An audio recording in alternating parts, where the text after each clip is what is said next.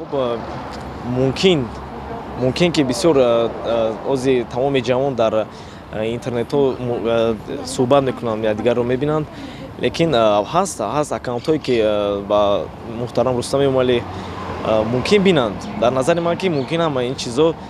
در جناب اولی برسند. شاید ممکن مخصوص چیزایی که شده است که مثلا گروپ هایی که همین ویا میرسونن چقدر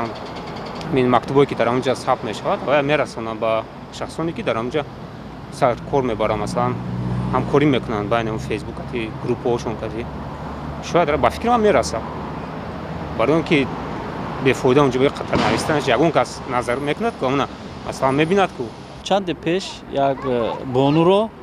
یک شخصی راهگذر تحقیر کرده است، سخنهای قبیح زده است. چند پیش از جانب با طبق سپارش محترم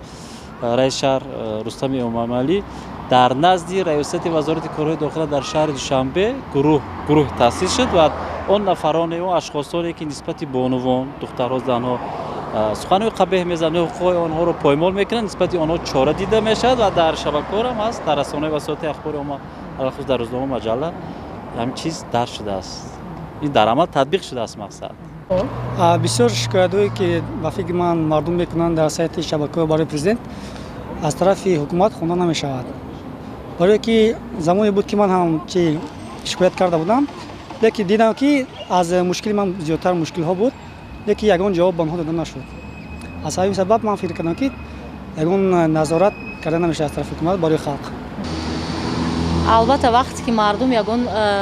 پیشنهاد دارد یا وقتی یگان پرابلم کمبودی دارد، مشکلی دارد و میخواهد که با پرزیدنت رسد، با دادش برسد، مثلا مشکلیش حل شود. لیکن با فکر من چند شناسی داشتم که گفتن که رسیده بود، مشکلشون حل شده بود، لیکن چند کسی دیگر هم بود که گفتن که نه ما چندین بار نوشتیم نشد.